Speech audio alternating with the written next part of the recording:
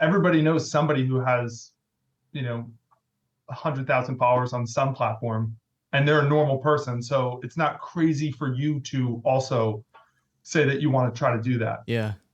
It's great. It's also like, we'll see how it goes. Because if everybody's trying to do it, then we might end up with some really shitty content. Yeah. Well, it's like, I feel like we're at that point almost. Like so many people are doing it, and actually, I don't know if this standard has gotten lower. Do you feel like that?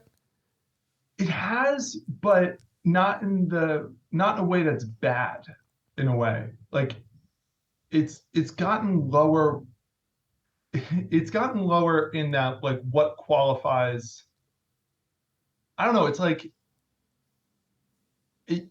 You could say that, like, even videos being vertical now is like lower quality, just because there's a reason why traditionally you shoot things, like Horizontally.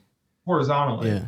Uh, because you can see, like, you can see more of the action if it's horizontally. Whereas if it's vertically, you really can only focus on one person unless you're really far back. And then if you're really far back, then that person the multiple people that you're focusing on, or the person in the subject that you're focusing on, are going to be fewer pixels. So no matter what, vertically, it's why, like, whenever Steven Spielberg or Martin Scorsese or Wes Anderson or something, they make a new movie, the screen for movies keeps on getting wider and wider and wider. It ends up looking like a panorama because it's better quality video.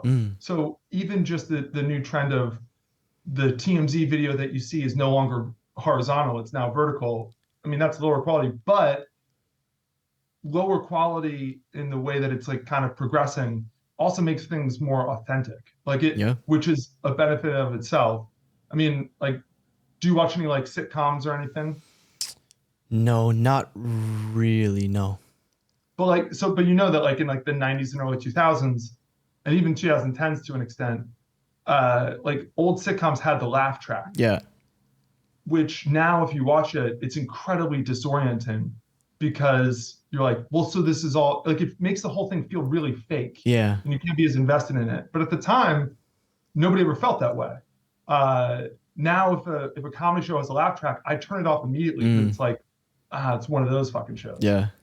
In the past, it was like, no, this is great. And so the quality is getting up. Like, things getting more raw and more real is better. You just also have to pay for it with, it doesn't look as good. It's not as pretty. Yeah. But yeah, so I guess it's up to everybody, individual person's opinion. It's a subjective thought. It's a very, very interesting conversation. I remember watching an interview with Mr. Beast, who explained why he did not want to upgrade to 4K, I believe, on his videos. And that's exactly because it's going to feel more authentic in a way.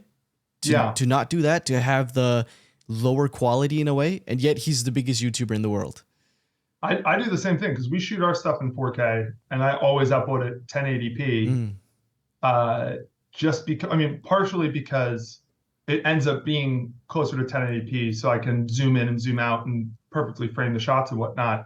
And that's the benefit of shooting in 4K, is you can, while you're editing it, frame the shots correctly. Yeah. But yeah, I totally agree with him. Like, it's like if you're on TikTok and you're swiping, the really high res video that pops up, usually it's a Sprite ad. And so your mind is just like, you eventually learn, like, forget it, just keep going. It's also the same thing with the shoe on the head instead of the wig. Like, if something's 4K, all the other bells and whistles should be 4K level quality. Yeah. You kind of lose a little bit of the benefit of the doubt.